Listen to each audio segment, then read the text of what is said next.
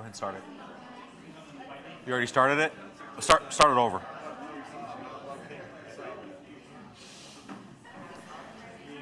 All right. Good morning, everybody.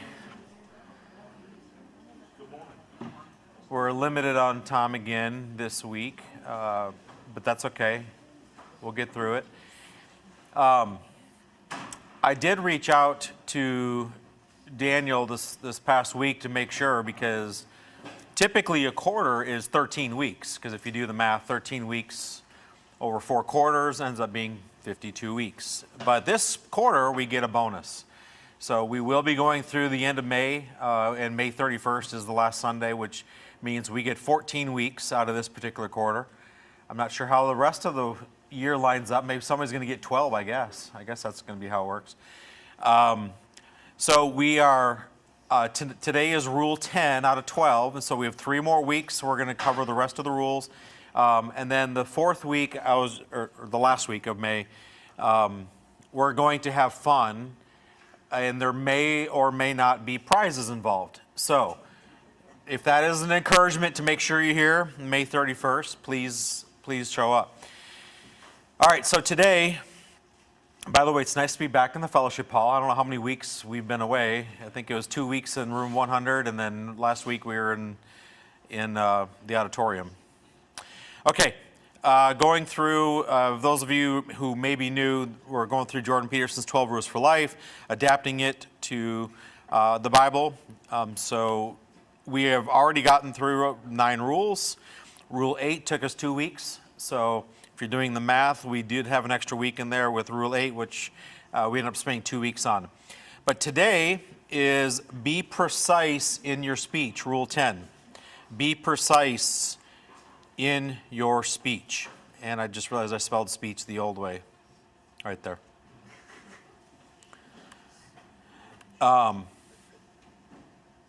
Speech is one of those, it's like, it's SP, I think the American way is EE, the English way is EA, so, well, take it for what it will. Okay, so what is his point in this particular chapter? We're just going to walk through a little bit. What is he talking about? And then we'll get into some of the scripture around it and some dialogue in between. So, number 1, language is not just communication. So, one of the things that we often say is, like, words matter. Like, language matters. What you say matters. And it also matters that when we speak, people understand what we're saying, which is the other half of the why it matters. If we were to go to a foreign country and listen to somebody talking in a language that we don't understand, it doesn't have any impact on us. It doesn't mean anything to us until we truly understand what they're saying. And even within a given language, you have dialects. And so understanding what somebody says and what they mean is important. And so making sure you communicate in language, language is not just communication, it is the primary tool humans use to carve order out of chaos. Words define, categorize, name, and... Oh, did I just lose my screen? I did, even though if you can't see it, I lost it.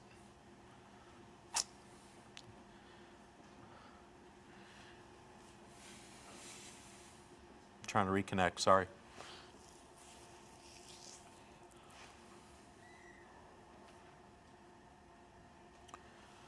Well, I'm going to continue, even I'll wait. This may have to reset before I'll get back, but let me continue. The second point I have here that I'll just read until this reconnects for us. When you speak imprecisely, so that those things when you talk and you're very vague, you're evasive, you're euphemistic in your speech, you're hyperbolic in your speech, what you can do is end up confusing people, and it can end up creating chaos both for yourself and for the people who are listening to you.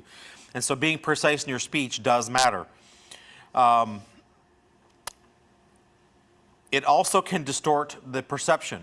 So people can perceive things incorrectly if you're not precise in what you're saying. And it can be either intentional, which we're going to talk about here in a second, meaning you're using speech to intentionally deceive, or you're being imprecise intentionally as to deceive, or you can be precise in a way that creates, truth. That finally, let me see if I can reconnect now. This is the first time this has done this to me all quarter.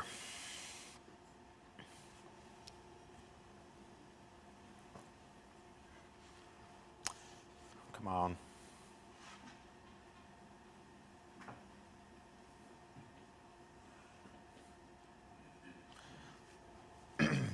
We're going to reset the TV here. We'll continue, give that a minute. Okay, sorry about that. So precise speech, by contrast, it confronts reality head on. And so this gets back to the whole narrative of the entirety of the book, and that is that being bold in facing what's true in front of you, being precise in your speech is a part of that. It does it both for yourself, being honest with yourself about exactly what it is that you may be going through or you're struggling with, and being precise with others. You know, it's total aside, but Sharon Broom texted me last night. She said, hey, I borrowed the USB cable that was in the TV. I can get it for you when you need it. And I just text her back, don't worry, it's all good. I'm using AirPlay. And so here we are. I'm going to try again, Kyle. Could be my laptop too. See if we get it.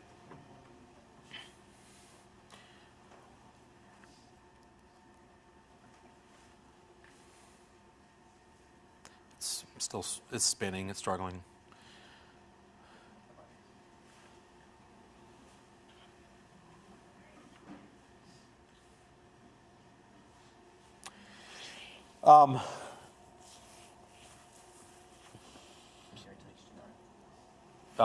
Yeah, I do. We'll do a hard connection.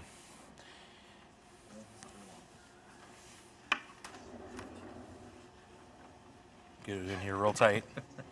I'll manage.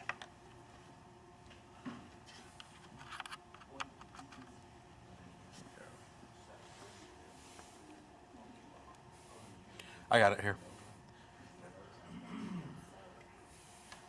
I mean, my computer found it, so we just need to find the input.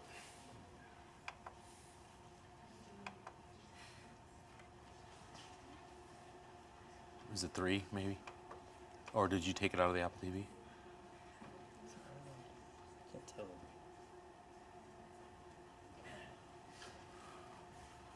Nope. Try Apple TV. That's what it was on.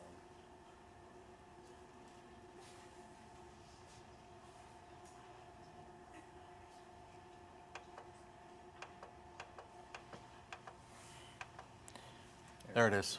Yep. All right.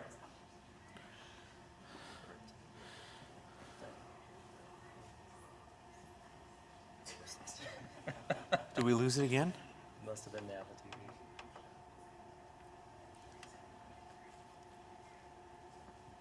We'll get there.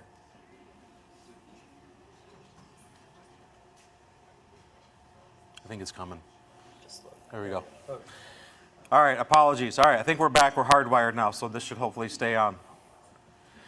Okay. I just have to be really close to the TV. The catastrophe of vagueness. Peterson uses his clinical examples. People who can't articulate their problems clearly remain paralyzed or make disastrous decisions. In therapy, patients often improve dramatically once they can name and specify their suffering specifically. So you think about, like, you know, if you just go in and you're talking to somebody and you're not able to really articulate what it is that's bothering you, you're never going to be able to address it. But those people that come in and they, hey, this is exactly what's going on, exactly why I'm upset or frustrated or struggling, they're the ones who can then address it, because you can now hit and specify some actions to fix it. Words being used as weapons and tools. Imprecise words can be used to manipulate, to avoid accountability, or gaslight. Everybody know what gaslighting is? It's basically completely altering what's true and doing it in a way that creates people perception that it didn't happen the way it really happened. And so it's like the most blatant type of lie, but you create people who believe it just because of your repetition over time, and it's probably because of what they want to hear. So practical application. When in doubt, specify. Ask, what exactly do I mean? What am I actually afraid of? What is the precise nature of this problem? Naming it accurately often reveals the solution or the next step. This is just a piece, a portion from the chapter here. Be careful with what you tell yourself and others about what you have done, what you are doing, and where you are going. Search for the correct words. Organize those words into the correct sentences, and those sentences into the correct paragraphs. The past can be redeemed when reduced by precise language to its essence. The present can flow by without robbing the future of its realities are spoken out clearly. With careful thought and language, the singular, stellar destiny that justifies existence can be extracted from the multitude of murky and unpleasant futures that are far likely to manifest themselves of their own accord. This is how the I and the Word make habitable order. Be careful with what you tell yourself and others about what you have done, what you are doing, and where you are going. Search for the correct words. Organize those words. Is that the same thing? Oh, I thought this was a different one. Sorry, this is what I thought I was. If you identify things with careful attention and language, you bring them forward as viable, obedient objects, detaching them from their underlying near universal interconnectedness. You simplify them. You make them specific and useful. You reduce their complexity. You make it possible to live with them and use them without dying from that complexity, with its attendant uncertainty and anxiety. If you leave things vague, then you'll never know what is one thing and what is another. Everything will bleed into everything else. This makes the world too complex to be managed. Okay. So to get into some examples of what he's talking about, and then this is going to lead into, as we're going to talk about, some scripture, but I wanted to give some, what is he talking about? In a relationship, have you ever said to your spouse, hey, is something going on? Are you okay? And you just reply with, I'm fine. I do it all the time, No, nothing's going on. I'm fine. Is that helpful? No, it's not. We all know it's not helpful, but we still do it. This is kind of what he's talking about. It's not addressing it. This is the confrontation part. Are you really fine? Usually your spouse can tell when you're not fine. Are you fine? Not really. Well, then let's talk about it. Let's address it. You never help around the house. You're getting a little more specific, but you're not really getting to what the problem is. You could say, I felt overwhelmed and unappreciated last night when the dishes sat there after my long day. I think this is definitely heading in one direction, I would say, right? The vague version lets small hurts fester and explosive fights or emotional distance. The precise version opens the door to actual solutions. I should have used, or I could have used an example of here like, hey, what would you like to eat tonight? And, which is, by the way, the number one thing that Rachel and I like to have lots of discussions about. I use the word discussions euphemistically. Because I genuinely don't care, usually. And she'll claim that she doesn't care until you suggest something, and then she all of a sudden cares. Sorry, I can't just let that go one way. At work, if you're like in a leadership position, one of the things when I was at Ramsey that they hammered on us, those of us who led other people, it was this phrase, it was super, super short, and it was called, to be unclear is to be unkind. And this is what it's talking about. If I were to have somebody in my team and I just say, hey, just get the project done. That's not fair to them. It's not fair to me because I'm just going to get frustrated. And it's certainly not fair to the organization that's paying their paycheck every 2 weeks. But instead, you have to be very specific. Offer them exactly what it is. What is the objective? What's the goal? Who should be involved? What's the timeline? When does this need to be done? Why are we doing this thing? Does it make sense? Allow them to speak into it. There's lots of things that you have to provide. But if you're just like, hey, I just need you to go do this thing without giving them any of that, they're not going to succeed at it, and you're just going to get frustrated. So this is another way that vagueness can be harmful. Just saying to somebody, your work needs improvement. That goes over real well. Just do better, And what's really funny about this is really hard because I have people on my team that I'll be frustrated with, and I have to literally shut everything down, close my door. Like, what is it that I'm frustrated with? Because sometimes I don't really even know what it is. There's just something about the way that they're approaching their work, and I have to really distill it before I can communicate back to them what it is that I'm frustrated with, what I'm observing them do, or what others are telling me that they're seeing. But this is a difficult one because sometimes you don't exactly know what it is that you're struggling with when you're dealing with a team member at work.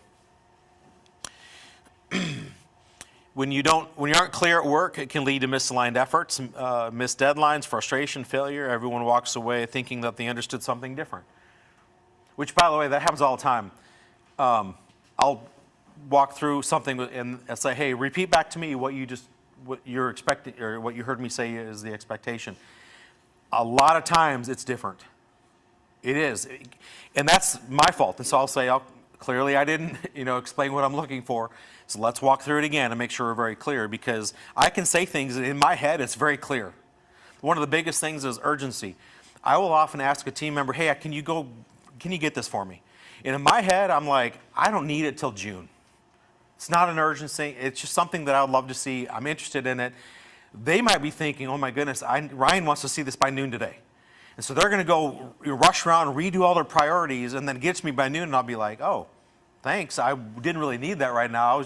So in my head, I wasn't clear on what the expectation was. That actually happens a lot. I have a problem with not expressing my urgency very well, so I try to do better at that at work. In personal life, I hate my job. Okay, very vague. What does that mean? What does "I hate my job" mean? So when you talk about "I hate my job," you need to clearly, what is it about your job specifically that you get frustrated with? Because it's usually one thing, maybe a couple things, but usually it boils down to something that you don't like, and it's not really your whole job. Maybe it's your manager, maybe it's the people you work with, maybe it's the time that you're being asked to show up, and everything else is great, but it's just that one little thing that's causing that. So being specific can help in that. Saying life is rough. I feel drained because I'm working 10 hours a day and my commute is adding another 2 hours due to traffic, and I don't have any time to spend with my wife and kids. Now that's a little bit more specific about why you're saying life is rough. You're getting more into the weeds.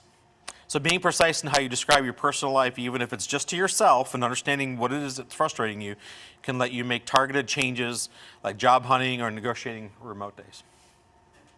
Okay, broader society. Now we're going to get into bigger picture stuff that maybe not impact you directly, but these are things that we hear in society that are that language that is either unintentionally or intentionally vague for reasons. So we'll hear this one all the time. Climate change is an existential threat. What does that mean? It's a very vague statement, but I bet you if I asked, everybody would raise their hand and hear, we've heard that stated multiple times. What does that mean? It's very vague. It's intentionally vague, by the way. So you're using, fuzzy, emotionally charged language to create a reaction that is unnecessarily urgent. And who are those types of phrases targeted at? Generally speaking. Women would be one, generally speaking, and there's another category that I would add to that. Young. Because young people are not drawn to logic as much as older people are. And so you have young, and if you had women who are more emotional by nature, by God's design, on purpose, when you add those two things in, generally speaking, younger women are more drawn to statements like this. Another abstract, fuzzy language that's meant to deceive is this term called gender-affirming care. Do we see this in society today?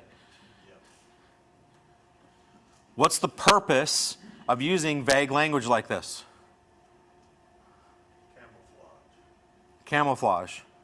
It's easy to remember and cling on to, even though you don't really know what you're saying, and you can become a powerful part of it. Yeah. Love is love, Black Lives Matter, all these quick Yeah.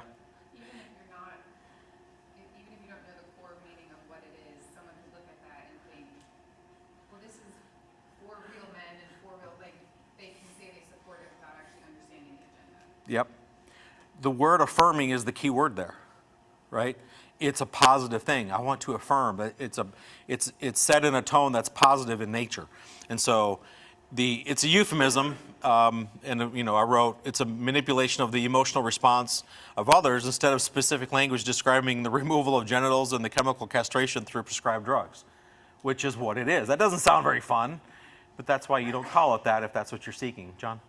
But you got to be, what's crazy about that, and I know we talk about this topic a lot in general because it's kind of, but there's a specific example that in where I worked, where a young boy showed up with pink shoes and a pink backpack, kindergarten, and there was never anything communicated about what that child wanted, and the school, without any communication from the parents, just assumed that we had to have this bathroom conversation. And we're having this giant conversation about which bathroom the child used, and it wasn't even something that the family necessarily mentioned.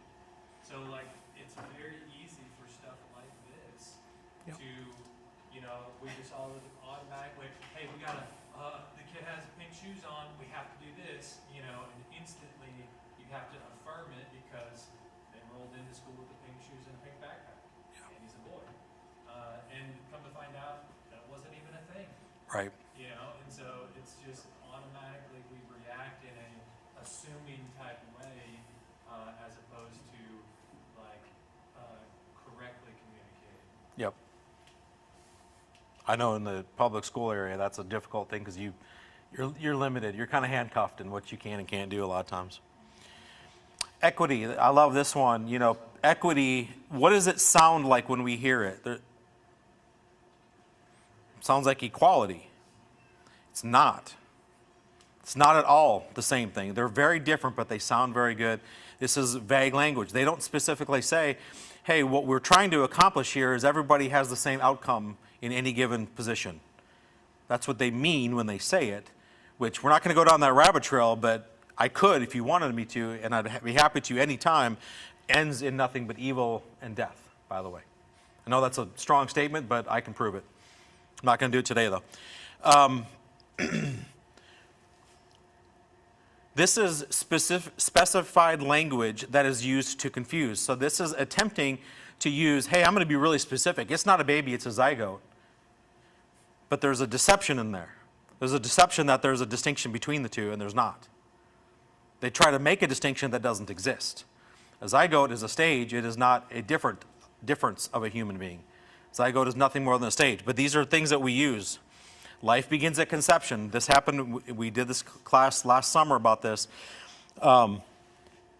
This used to be a commonly understood where conception, everybody had the same definition of conception. But what happens here is you start talking to people and they say, yes, I believe life begins at conception. Oh, good, we agree. Wait a minute, what's your definition of conception? Oh, when the mom gives birth. Oh, life begins when mom gives birth because that to you is what conception is. And by the way, they'll even point to certain scriptures to prove it.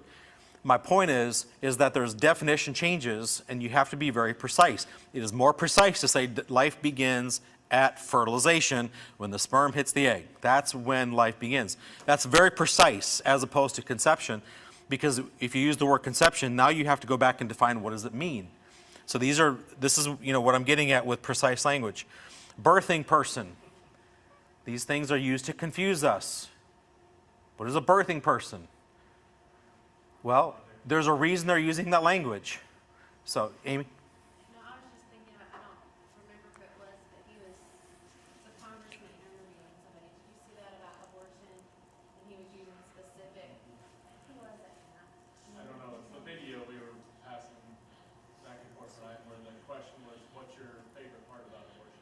Oh, yeah. He got very specific Yeah. about Yeah, what exactly happened. right. She couldn't, Yeah. how do you respond? Like, I was just thinking that's. I'm forgetting his name, but I do know what you're talking about. Yeah, and he basically, it was a tactic of which type of abortion is your favorite, and then he went on to describe one of the types, and then the woman who he was asking, which was pro-abortion, couldn't answer it because she doesn't like talking about it. But he was being very precise in what's happening, and that's so that type of questioning exposes the reality of what's happening.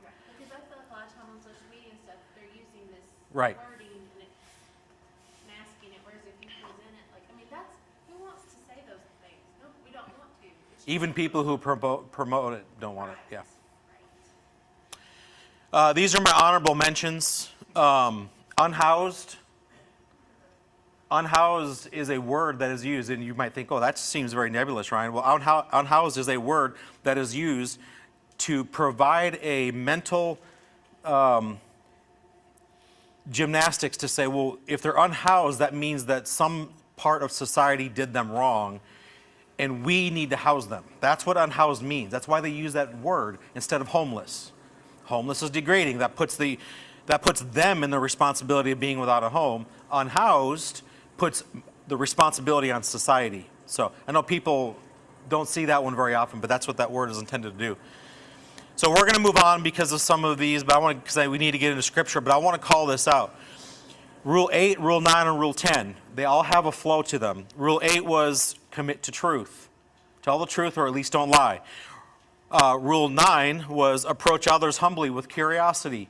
This is assume the person you're speaking to knows something that you don't.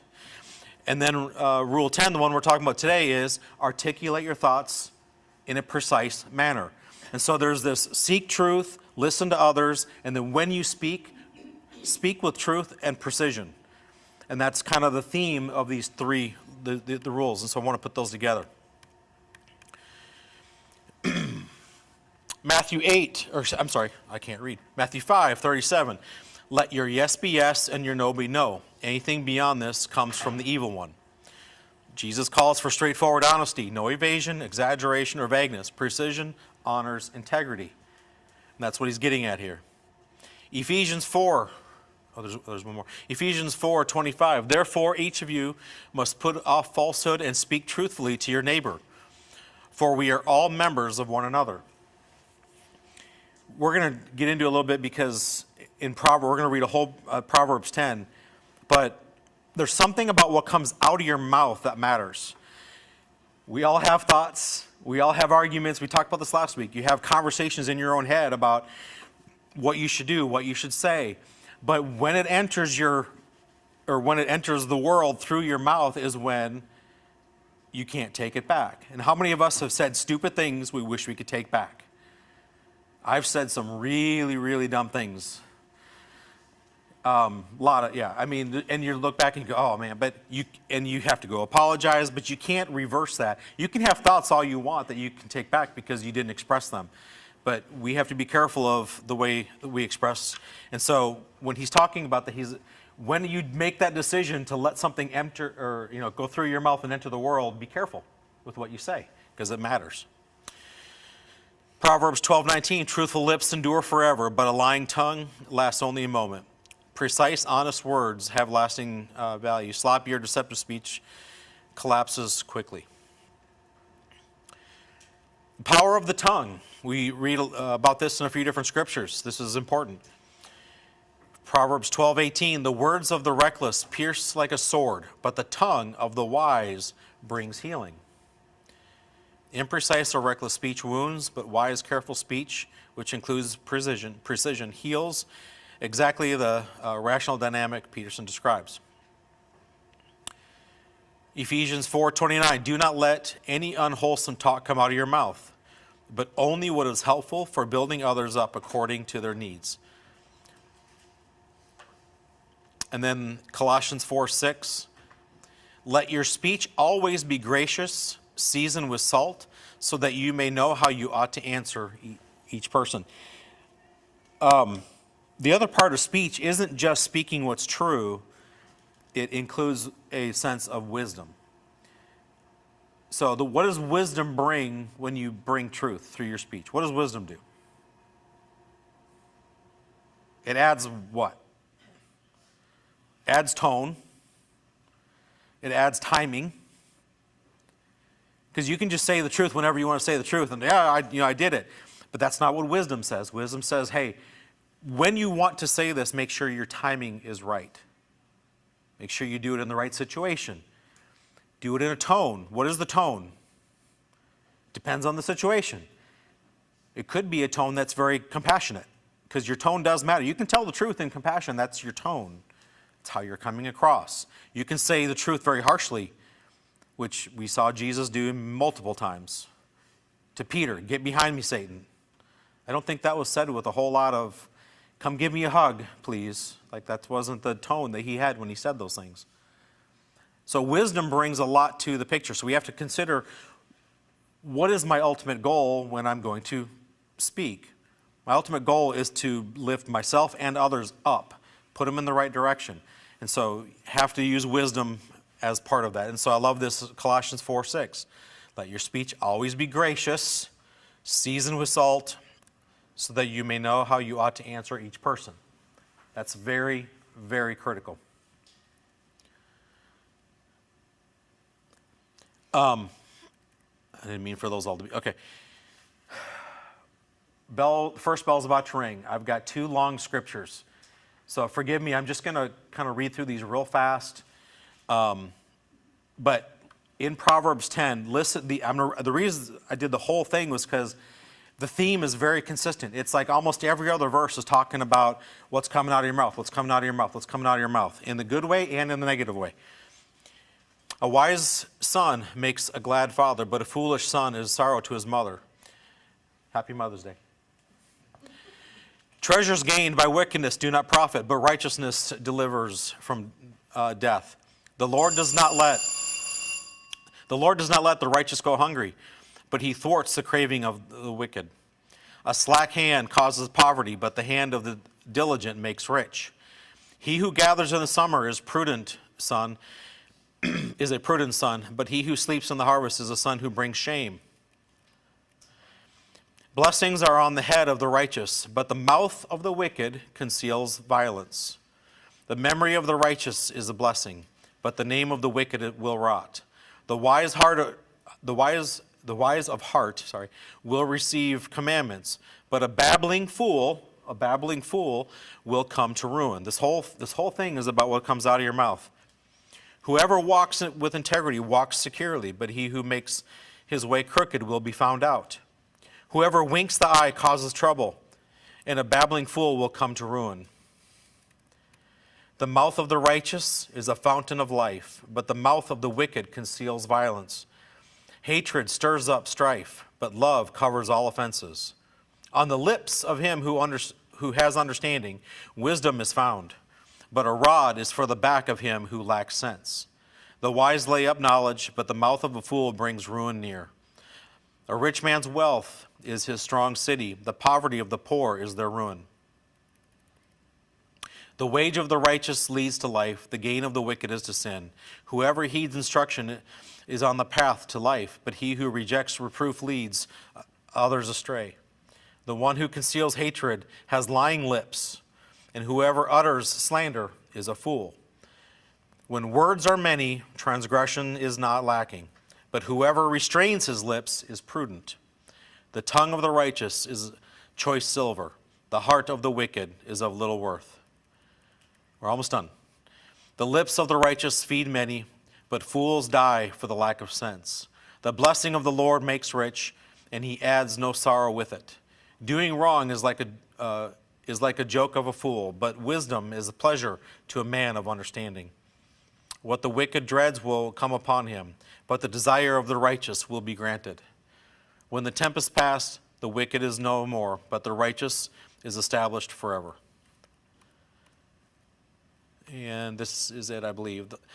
Like vinegar to the teeth and smoke to the eyes, so is the sluggard to those who send him.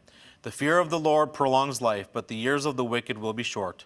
The hope of the righteous brings joy, but the expectation, there's a little more, sorry. The hope of the righteous brings joy, but the expectation of the wicked will perish. The way of the Lord is a stronghold to the blameless, but destruction to evildoers. The righteous will never be removed, but the wicked will not dwell in the land. And this is the last. The mouth of the righteous brings forth wisdom, but the perverse tongue will be cut off. The lips of the righteous know what is acceptable, but the mouth of the wicked what is perverse.